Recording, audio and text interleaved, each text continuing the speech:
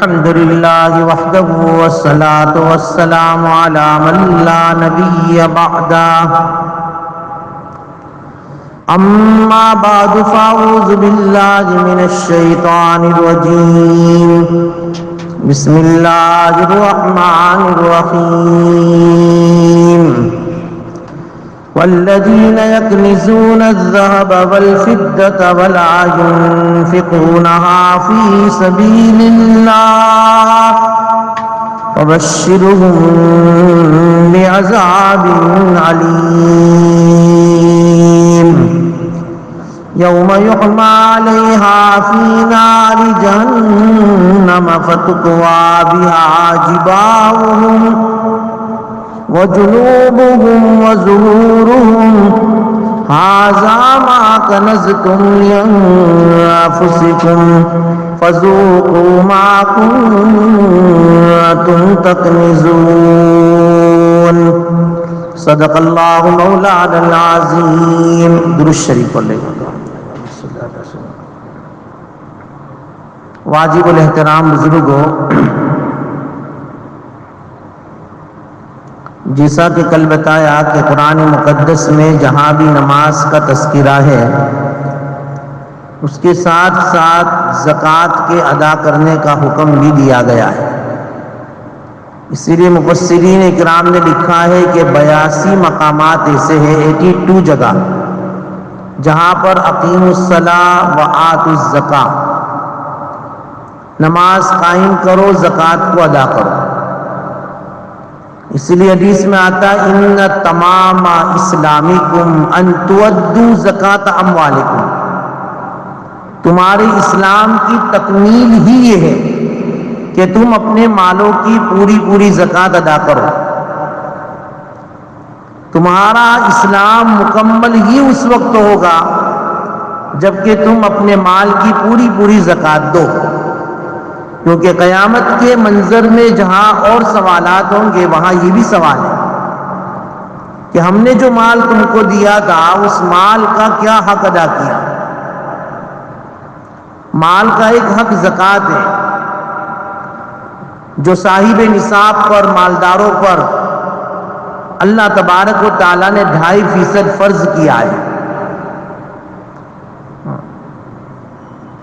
اسی لیے حضرت عمرو بن لحی رضی اللہ تعالیٰ عنہ اللہ کے نبی کی خدمت میں آئے، آ کر عرض کیا،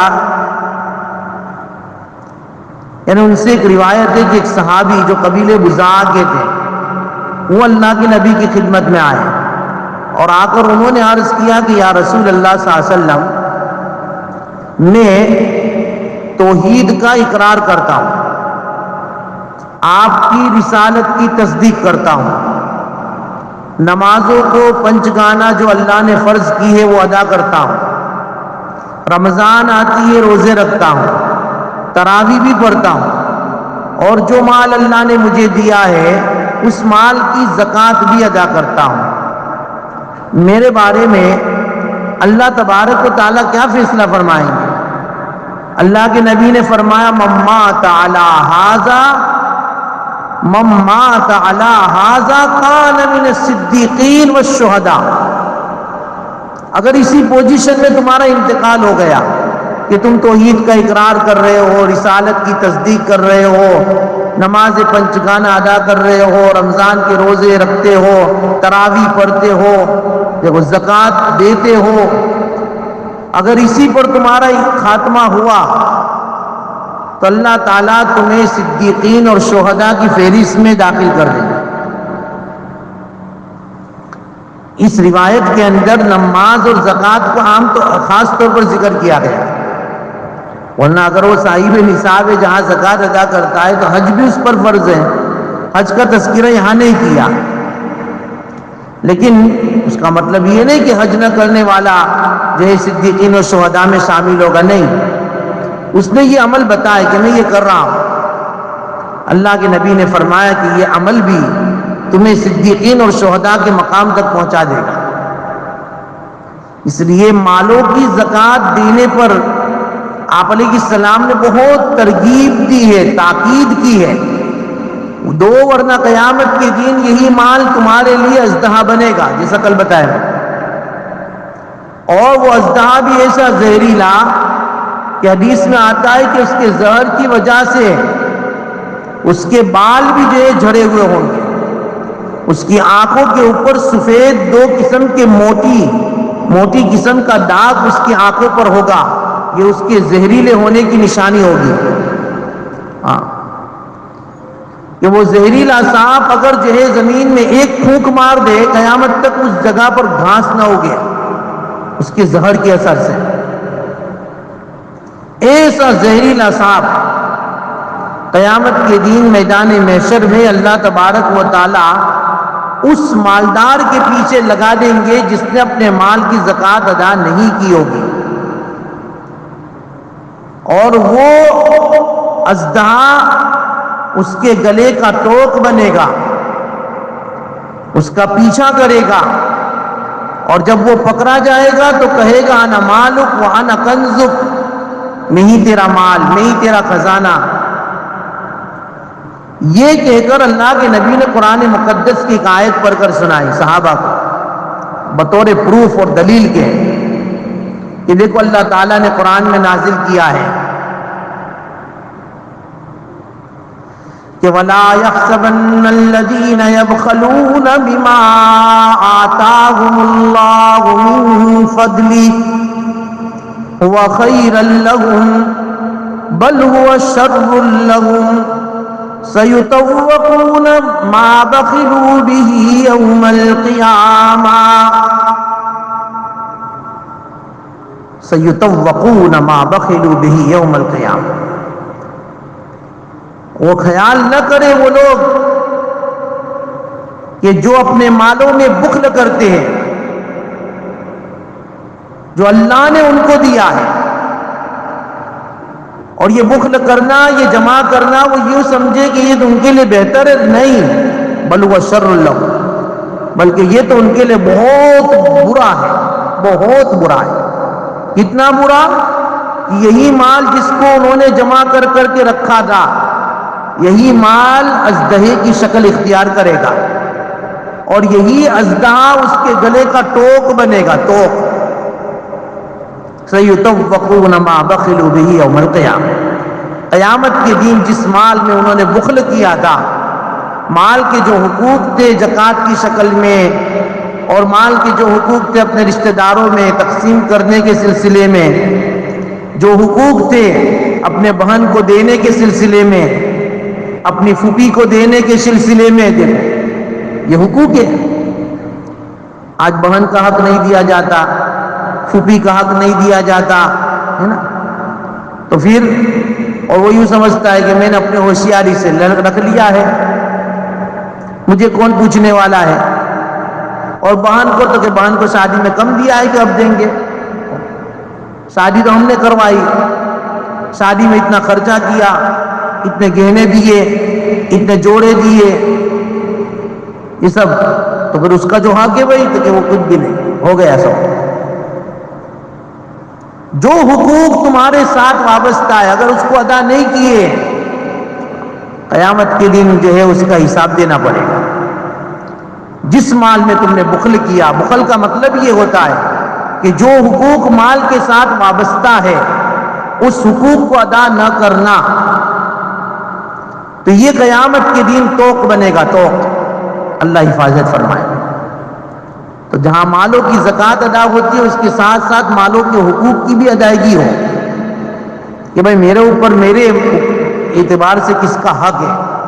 ایک باپ ہو تو بیٹے کا حق ہے، بیٹی کا حق ہے، بیوی کا حق ہے، ان کے ساتھ میں بخل سے کام نہ لوں، ان کے حقوق کی پامالی اور ان کے حقوق کے اندر کوتاہی نہ کروں، نہیں۔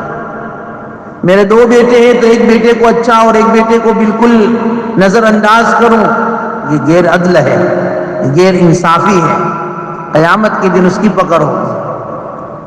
میرا ایک بیٹا ہے ایک بیٹی ہے، میں بیٹی کی طرف توجہ زیادہ دوں، بیٹے کو بالکل ہی نظر انداز کروں، یا اس کے برعکس بیٹے کو سپورٹ، بیٹوں کو بہت اچھی طرح رکھوں اور بیٹی کو بالکل ہی نظر انداز کر دوں، قیامت کے دن پکڑ ہوگی، چاہے بیٹا ہو چاہے بیٹی ہو، انصاف دونوں کے ساتھ ہونا چاہیے۔ کسی ایک کی طرف اگر جو ہے معاملہ جھک گیا، ایک فطری محبت الگ چیز ہے، لیکن حقوق کی ادائیگی کے اندر آدمی ذرہ برابر بھی کمپرومائز نہ کرے۔ نہیں، میرے پاس جو ہے اس کا بس بیٹا بھی اتنا ہی حقدار، بیٹی بھی اتنی حقدار، وہ تو مرنے کے بعد بیٹی کا ادا ہے اور بیٹے کا پھول ہے، لیکن مرتے وقت تک تو جو ہے دونوں کے حقوق کی ادائیگی برابر سرابر ہونی چاہیے، غیر عدل نہیں ہونا چاہیے۔ اللہ یہ ہمیں سمجھ عطا فرما ہے۔ اللہ کے نبی صلی اللہ علیہ وسلم نے ہماری رہبری فرمائی تھا، ہماری جو ہے ہماری رہبری فرما کر ہمیں اس عذاب سے بچایا ہے کہ قیامت کے دن جو ہے یہ عذاب ہونے والا ہے۔ اس لیے قرآن مقدس کی جو آیت میں نے پڑھی، یہ آیت کریمہ جب نازل ہوئی کہ وہ لوگ جو سونا چاندی جمع کرتے ہیں اور اللہ کے راستے میں خرچ نہیں کرتے، اے نبی آپ ان کو دردناک عذاب کی خوشخبری سنائیے۔ خوشخبری، حالانکہ دردناک عذاب کی خوشخبری نہیں ہوتی، یہ تو بہت بڑی خبر ہوتی ہے، لیکن قرآن کریم نے اس کو خوشخبری سے تعبیر کیا تاکہ آدمی کو زیادہ تکلیف ہو۔ بھئی اگر کوئی آدمی یا کوئی باپ اپنے بیٹے کو لگاتا ہے زور سے اور پھر کہتا ہے کہ مزہ آئی بھی نا، تو کہ مارنے میں مزہ تھوڑی آتی ہے بھئی، سزا ہوتی ہے نا بھئی، لیکن ایسا پوچھنے میں بھی اور تکلیف دینا مقصود ہوتا ہے۔ سمجھائی بات؟ تو فبشرہم بعذاب علیم، خوشخبری سنائیے ان کو دردناک عذاب۔ کیا ہوگا دردناک عذاب؟ وہی کل میں نے بتایا، یوم یحمى علیہا، اس دن اس مال کو آگ کے اندر تپایا جائے گا اور پھر اس تپائے ہوئے مال کو پلیٹوں کی شکل میں اس کی پیشانی، اس کے پہلو اور اس کی پشتوں پر داغا جائے گا۔ فَتُكْوَى بِهَا جِبَاؤُهُمْ وَجُنُوبُهُمْ وَظُهُورُهُمْ، یہی جبا کا معنی پیشانی، جنوب کا معنی پہلو، ظہور کا معنی پشت، اس کو داغا جائے گا۔ اور پھر کیا کہا جائے گا؟ هَذَا مَا كَنَزْتُمْ لِأَنفُسِكُمْ، لو یہ جس کو تم نے جمع کر کے آئے تھے نا دنیا کے اندر، بیلنس کر کے آئے تھے، ہاں ابسا بینک میں، FNB میں، کیپیٹیک میں، سب میں رکھ کے آئے تھے۔ هَذَا مَا كَنَزْتُمْ لِأَنفُسِكُمْ، یہ تمہارا جو ہے جمع کیا ہوا مال کا مزہ چکھو۔ فَذُوقُوا مَا كُنتُمْ تَكْنِزُونَ، اب چکھو تم جس کو تم جمع کر کے آئے تھے۔ اور جمع کرتے تھے جب بھی تم بیلنس کرتے تھے، جب بھی تم جو ہے آن لائن بینکنگ کرتے تھے اور اس کے ڈپوزٹ کرتے تھے، ہر وقت جو ہے چیک کرتے تھے موبائل میں، تو یحسب ان مالہ اخلدا، اور تم یہ خیال کرتے تھے کہ یہ بیلنس میرے پاس ہمیشہ رہے گا، ہمیشہ رہے گا۔ جمع مالا وعدد، قرآن میں ویل لکل ہمزۃ لمزہ، بربادی ہے اس کی کہ ہر اس عیب لگانے والے کی، ہمزہ کہتے عیب لگانے والا، لمزہ کہتے تانا دینے والا، جو عیب لگاتا ہے، تانا دیتا ہے، اس کے لیے بہت بڑی بری بشارت ہے۔ ویل ہے جہنم کی ایک جگہ ہے جہاں وہ جائے گا جو ہر وقت عیب لگاتا رہتا ہے، ہر وقت تانے دیتا رہتا ہے۔ پھر آگے کیا کہا اللہ نے؟ الذی جمع مالا وعددا، وہ لوگ جو مال کو جمع کرتے ہیں اور پھر مال کو گنتے بھی ہے، گنتے ہیں۔ اور آج کے زمانے میں آن لائن چیکنگ کرتے ہیں، چیک کرتے ہیں نا آن لائن۔ الذی جمع مالا وعددا، وہ لوگ جو مال کو جمع کرتے ہیں، بیلنس کرتے ہیں، ڈپوزٹ کرتے ہیں اور پھر عددا یعنی چیک کرتے ہیں، اور پھر ایحسب ان مالہ اخلدا، اور پھر یوں خیال کرتے ہیں کہ یہ مال ان کے پاس ہمیشہ رہے۔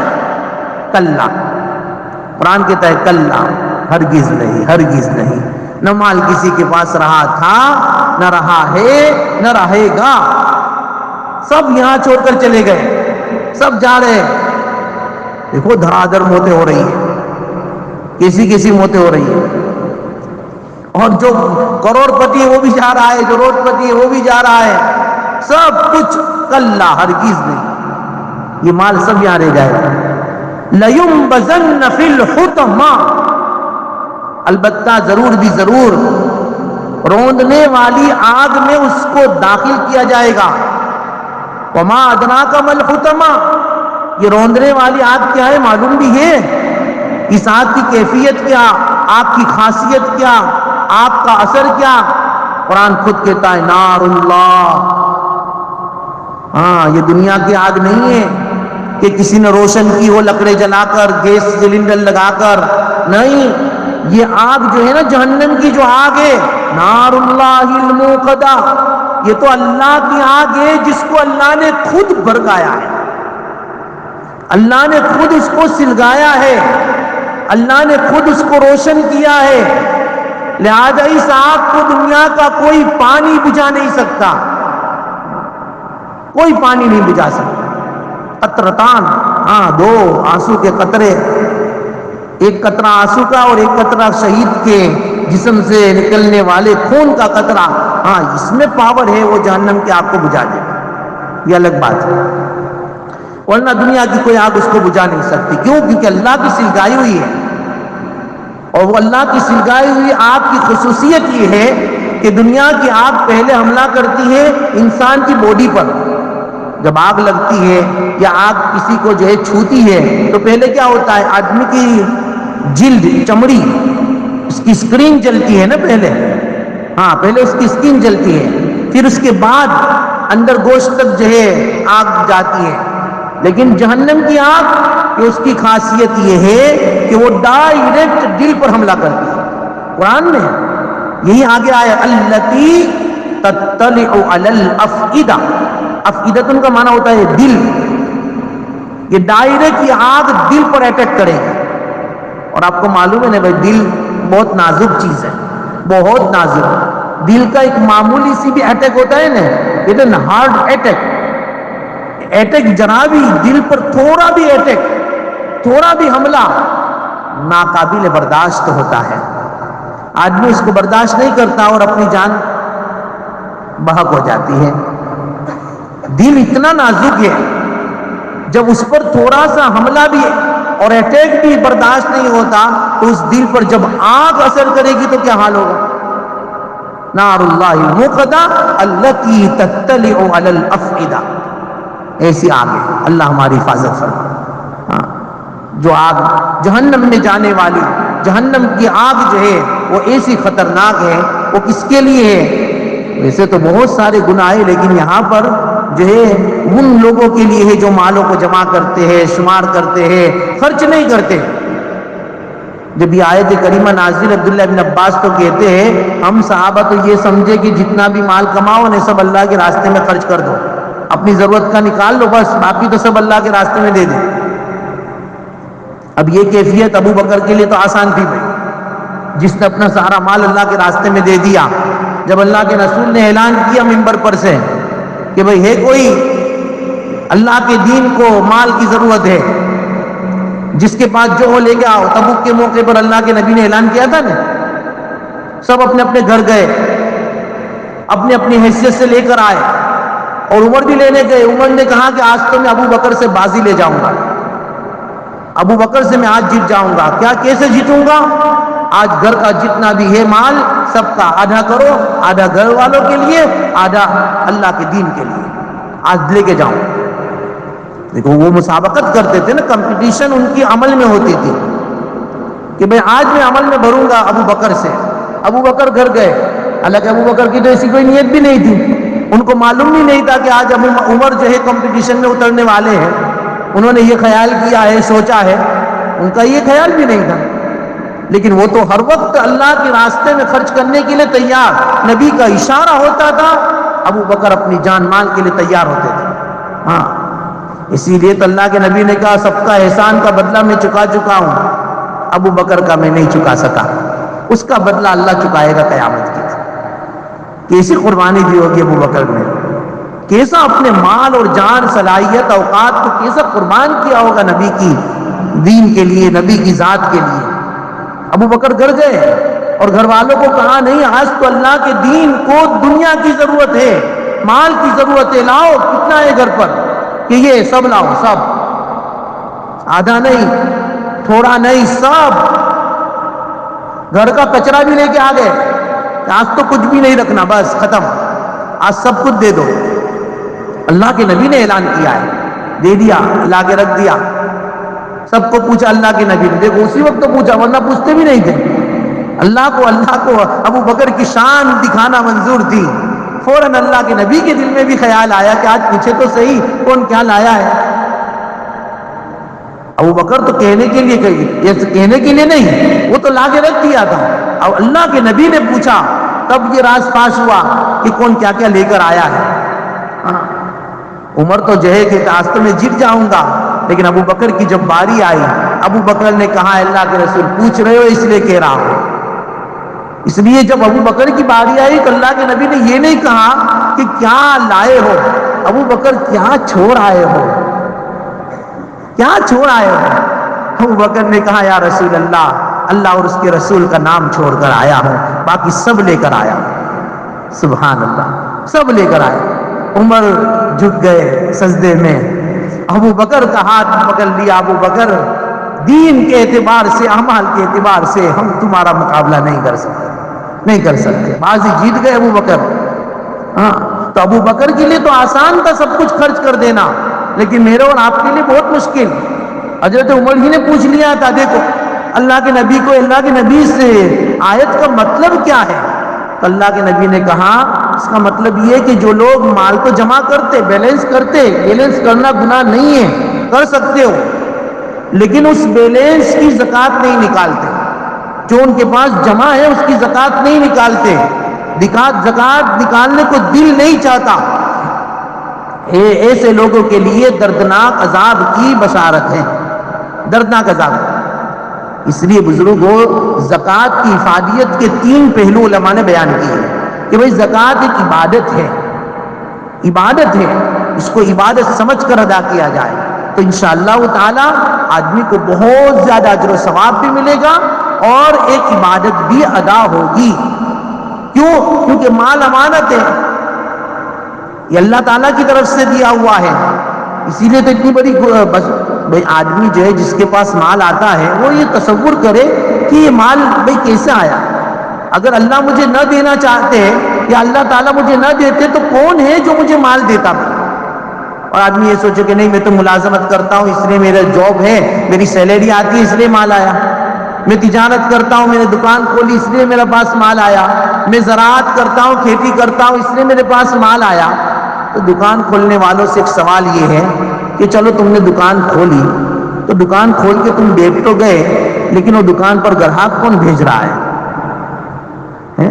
اگر گراہک ہی نہ بھیجتے تو یہ تمہاری جو ہے دکان جو سجی سجائی ہے کیا اس کو تم چاٹتے؟ یہ گراہک کے دل میں بات کس نے ڈالی کہ جاؤ اس سے تم سیل کرو، اس سے تم خریدو، جاؤ ان سے.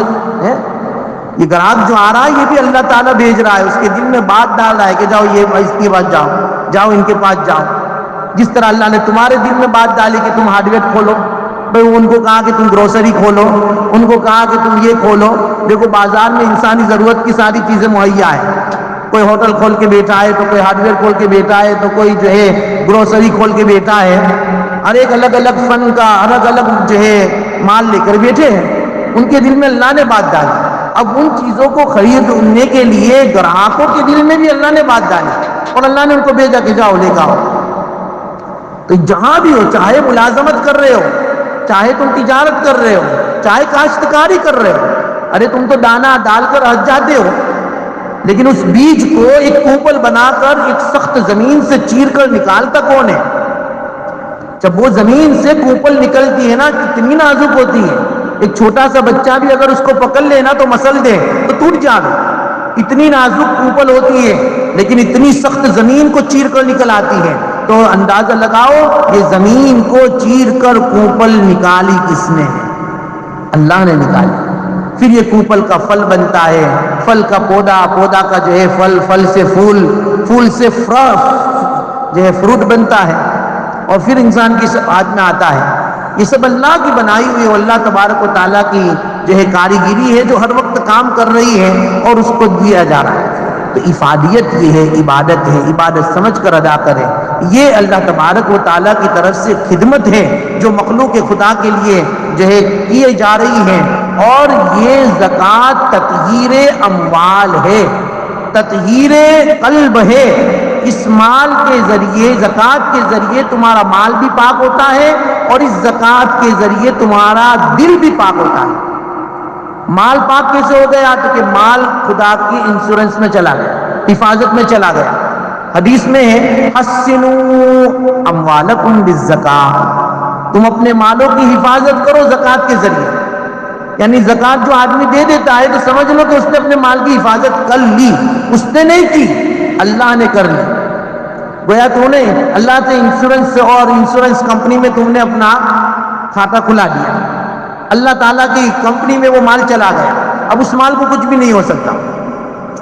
حدیث میں حسنوا اموالکم بالزکاۃ وداووا امراضکم بالصدقہ واستقبلوا امواج البلاء بالدعاء والتضرع او کما قال النبی صلی اللہ علیہ وسلم۔ اپنے مالوں کی زکوٰۃ نکال کر اپنے مالوں کی حفاظت کرو، اپنے بیماروں کا صدقے کے ذریعے علاج کرو، اور آنے والی بلاؤں کا مقابلہ دعا اور گریہ وزاری سے کرو۔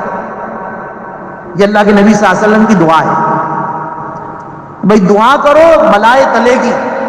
بلاؤں کا مقابلہ دعاؤں سے، بلاؤں کا مقابلہ گریہ وزاری سے، بیماریوں کا مقابلہ صدقے سے، اور مال کی حفاظت زکوٰۃ سے۔ یہ اللہ کی بتائی ہوئی، اللہ کے نبی کی بتائی ہوئی جو ہے ارشادات ہیں، جس پر عمل کرنے سے آدمی بہت ساری چیزوں سے محفوظ ہو جاتا ہے۔ تو بہرحال زکوٰۃ شریعت اسلامیہ کا ایک اہم فریضہ ہے، اور اس کے بہت سارے آداب بھی ہیں جو میں آداب بیان کرنا چاہتا تھا، لیکن بات کسی اور جگہ نکل گئی۔ انشاءاللہ تعالی آئندہ کل اس کے آداب بیان کیے جائیں گے کہ زکوٰۃ جو شریعت اسلامیہ نے فرض کی ہے اس کے کیا کیا آداب ہیں، اور کس ادب سے اور کس طریقے سے اس کو ادا کرنے ہیں، اور اس کے کیا کیا مصارف ہیں، وہ کس جگہ خرچ کرنے ہیں۔ انشاءاللہ اس کا مختصر بیان انشاءاللہ آئندہ کل کریں گے۔ اللہ تعالی ہمیں کہنے سننے سے زیادہ عمل کی توفیق عطا فرمائے۔ 3 مرتبہ سورہ اخلاص پڑھ لے بھائی۔ بسم اللہ الرحمن الرحیم۔ قل هو اللہ احد اللہ الصمد، قل هو اللہ احد اللہ الصمد، قل هو اللہ احد اللہ الصمد۔ بسم اللہ الرحمن الرحیم۔ الحمد للہ رب العالمین والعاقبۃ للمتقین والصلاة والسلام علی سید الانبیاء والمرسلین۔ اللہم لک الحمد کما ینبغی لجلال وجہک وعظیم سلطانک۔ اللہم اغفر لحینا ومیتنا وشاہدنا وغائبنا وصغیرنا وکبیرنا وذکرنا وانثانا۔ اللہم من احییتہ منا فاحیہ علی الاسلام ومن توفیتہ منا فتوفہ علی الایمان۔ اے اللہ ہمارے گناہوں کو معاف فرما، خطاؤں سے درگزر فرما، بیٹنے کو قبول فرما۔ مغفرت کا عشرہ بھی ختم ہونے جا رہا ہے مولا کریم، جس 4 روز باقی رہ گئے ہیں اے اللہ ہماری مغفرت فرما، اے اللہ ہمارے مرحومین کی مغفرت فرما۔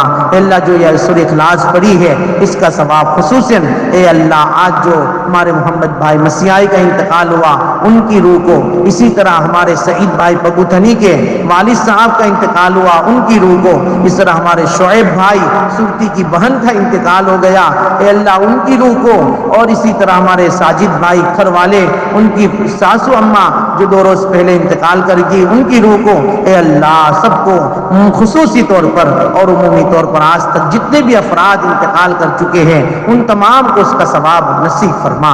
اے اللہ بال بال مغفرت فرما، گری کے رحمت فرما، جنت الفردوس میں جگہ عطا فرما۔ اے اللہ جو بیمار ہیں ان کو شفا عطا فرما، اے اللہ بیمار ہیں ان کو شفا عطا فرما۔ ہمارے شاہد قاصر اے اللہ اس کے ماموں بھی سخت بیمار ہیں اے اللہ ان کو بھی اے اللہ شفا کامل عاجلہ مستمرہ دائمہ نصیب فرما، اور اے اللہ جو بھی بیمار ہے جہاں بھی بیمار ہے اے اللہ سب کو شفا عطا فرما، اے اللہ سب کو شفا عطا فرما۔ ہمارے بیٹھنے کو قبول فرما، ہماری مغفرت فرما، مرحومین کی مغفرت فرما۔ اے اللہ پیارے نبی علیہ السلام نے جو خیر و بلائی کی دعائیں اے اللہ بوقت افطار مانگی ہے اے اللہ وہ ساری بھلائی ہمیں اور پوری امت کو عطا فرما، اور جتنی شرور سے فتن سے اے اللہ پیارے نبی نے بوقت افطار اور قبولیت کے وقتوں میں مانگی ہے اے اللہ ان سے ہماری اور پوری امت کی پناہ نصیب فرما، پوری امت کو پناہ عطا فرما۔ اللہم ربنا تقبل منا انک انت السمیع العلیم وتب علینا انک انت التواب الرحیم برحمتک۔